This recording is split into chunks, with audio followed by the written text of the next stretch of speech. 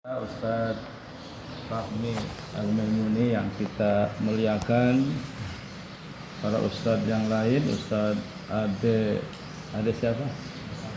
Ade Farhan, dan ini Ustadz baru, Ustadz Akmal Muhammad Nafis, Ustadz siapa ya? Amin.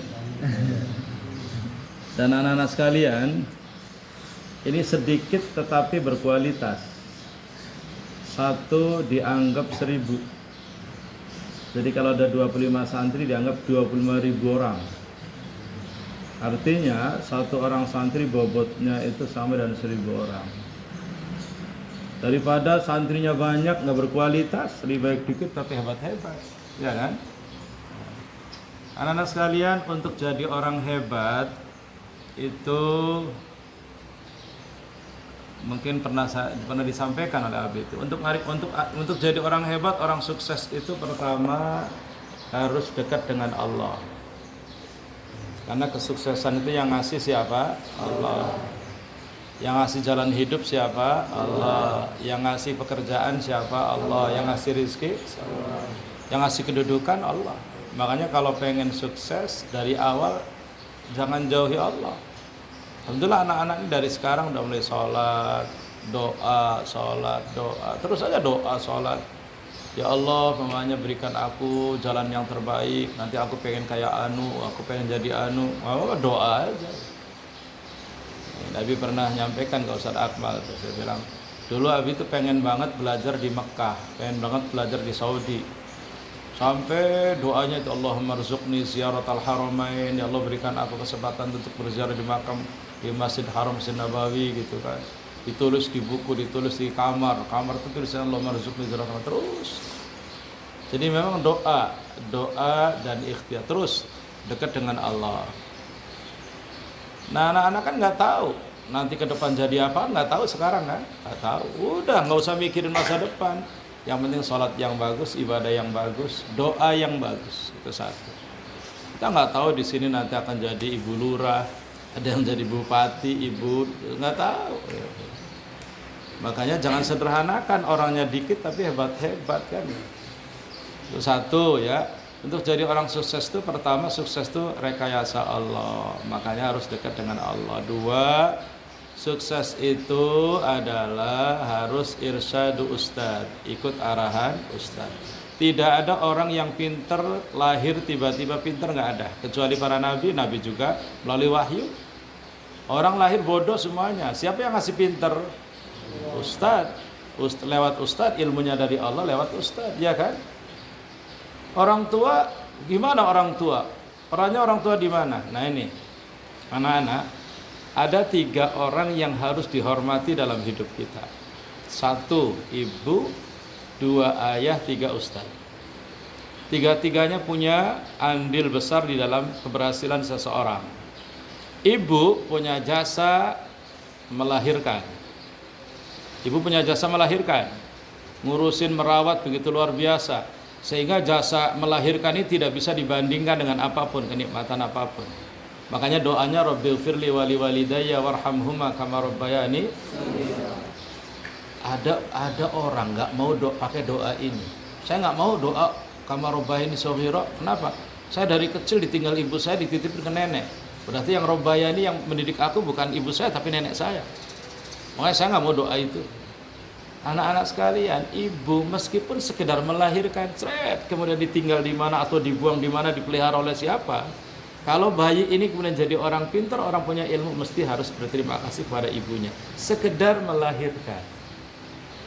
Padahal setelah melahirkan mungkin nggak ngurusin apa-apa ibunya ini, tapi sekedar melahirkan harus dihormati banget. Terima kasih, tetap Rabbighfirli wali walidayya, tetap. Ada itu teman saya, itu Ustadz, nggak mau saya katanya baca doa itu. Kenapa? Karena saya dari kecil diasuh oleh nenek. Sementara kama rabbayani sebagaimana kedua orang tua mendidik aku. Orang nggak pernah mendidik aku, katanya ibuku. Nggak boleh, tetap kita nggak boleh dendam sama ibu. Nggak boleh dendam sama ibu, nggak boleh benci sama ibu. Apapun kejadian masa lalunya, ibu adalah punya jasa melahirkan kita, iya kan? Mungkin anak-anak saya paling nggak suka sama ibu saya nggak sayang sama saya, ibu saya gini. Walaupun begitu, apapun kejadiannya, dan ada yang bayi dibuang di tempat sampah, diasuh oleh panti asuhan, terus berhasil anaknya, tetap ketika ketemu ibunya ya harus hormat sama ibunya. Tapi kan dia kurang ajar membuang saya, gitu. Tetap punya jasa melahirkan, ya kan? Tetap harus berbuat baik sama ibu kita. Kalau kita nggak mau berbuat baik, berarti kita nggak punya ilmu, nggak paham agama. Orang paham agama tetap berterima kasih sama ibu. Orang yang berjasa kedua adalah bapak. Kalau ibu berjasa karena melahirkan, bapak berjasa karena mencari rizki untuk bekal hidup kita, ya kan? Bapak kerja nyari duit untuk hidup kita. Mungkin ada bilang, Ustadz, saya nggak terima kasih sama bapak. Bapak saya ninggalin saya sama ibu saya. Ketika saya lahir, ibu saya dicerai dan bapak saya ninggalin. Bapak saya nggak pernah nengok, punya istri lagi, punya anak lagi, nggak pernah nengok, nggak pernah ngurusin saya. Sampai saya segede ini, bapak saya nggak pernah ngasih duit, bapak saya nggak pernah biayai. Bahkan saya biaya dapat beasiswa, dapat apa segala macam, bukan dari bapak saya. Apa jasanya bapak saya gitu? Meskipun bapaknya kayak gitu kan, artinya secara lahir tidak punya andil apa-apa untuk perbekalan anaknya, tetap harus berbuat baik sama ayahnya. Jangan menaruh dendam sama ayah, ya kan? Ada nggak ayah yang kemudian meninggalkan anaknya? Ada nggak ayah yang nggak pernah ngurusin anaknya? Ada nggak ayah yang nggak pernah ngasih duit sama anaknya? Ibunya terus yang ngasih duit? Ada kan? Ada nggak ibu yang menyanyiakan anaknya? Ada. Tapi tetap bahwa ibu punya jasa melahirkan, ayah punya jasa ngasih kehidupan. Nah, ustadz, di mana ustadz ini perannya? Guru di mana perannya?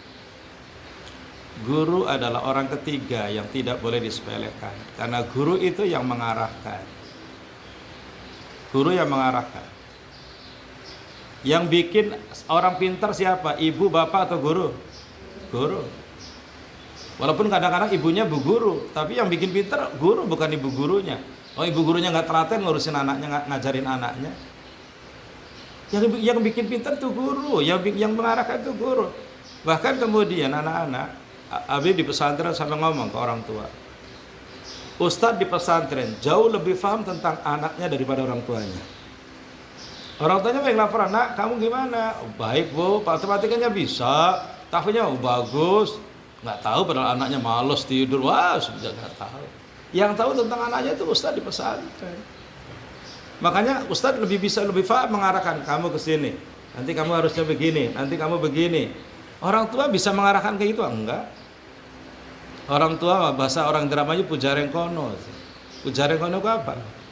Nah, pujareng kono apa? Terserah kamu, terserah mau kemana aja. Orang tua mah anaknya saya nggak mau sekolah, nggak mau pesantren, saya sekolah aja.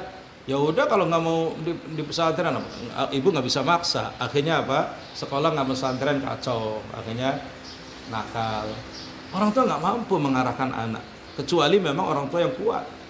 Ada banyak orang tua, anak-anak hebat lahir dari orang tua yang hebat, tapi kebanyakan orang tua tidak sanggup mengarahkan anaknya, tidak sanggup memaksa anak, tidak sanggup mendisiplinkan anak, tidak sanggup bisa mengajarin anak.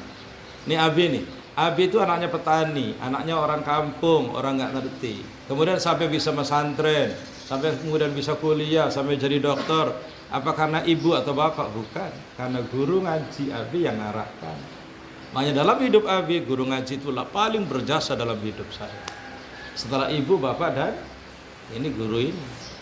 Makanya anak-anak sekalian gitu, ini 3 orang ini nggak boleh dilupakan. Ridhonya 3 orang adalah kesuksesan kalian.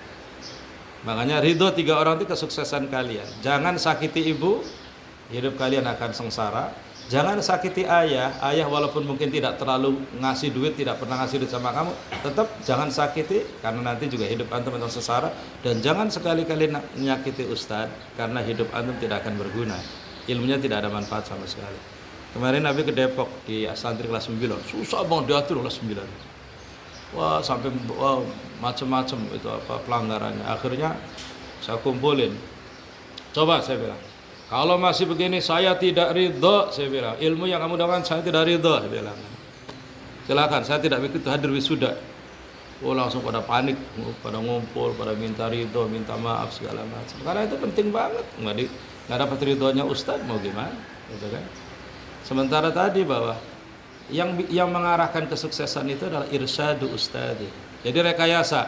Ulangi. Jadi kesuksesan itu pertama rekayasa Allah, jangan jauhi Allah. Yang kedua adalah arahan ustadz, selalu nurut sama arahan ustadz.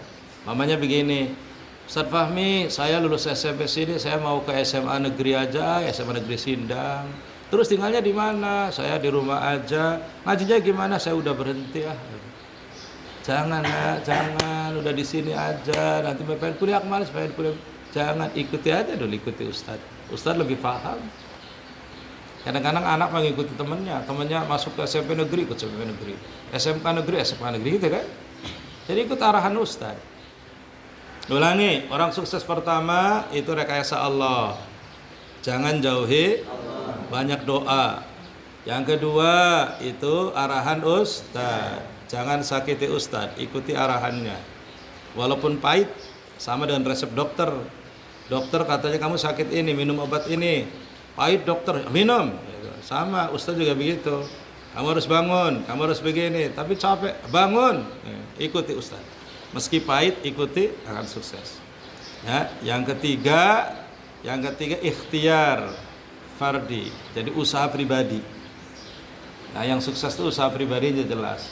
Kalau ustadznya ngarahin tapi kamunya juga malas-malesan, nggak punya usaha pribadi, ya sama aja bohong. Kamu harus bagi waktu jam segini begini. Pujareng kono turu bea. Tahu nggak akan sukses pujareng kono maning. Ajarin Rifki ya, Ustadz Farhan, Ustadz Ahmad, pujareng kono. Nggak boleh pujareng kono. Ustadz ini Sunda semua dua-duanya. Ahlu Sunda wal Jamaah. Ini dua-duanya alirannya ahlu Sunda wal Jamaah. Ini nggak bisa jawab, pujar yang kono. Jadi pertama sukses itu rekayasa Allah, arahan ustadz, ikhtiar pribadi, dan doa orang tua. Itu pengawal doa orang tua. Makanya gabungkan 4 hal ini. Resepnya cuma satu, resepnya cuma satu. Ikuti aja arahan ustadz. Abi ini bisa begini, ngikuti aja. Kata ustadz suruh begini, ikuti aja. Abi nggak ngerti sebenarnya, ikuti aja. Tapi ikhtiarnya benar, rajin. Nabi kalau ngapalin rajin, belajar rajin, gitu kan. Jadi ada 4 rahasia kesuksesan. Pertama rekayasa Allah. Caranya berarti harus apa?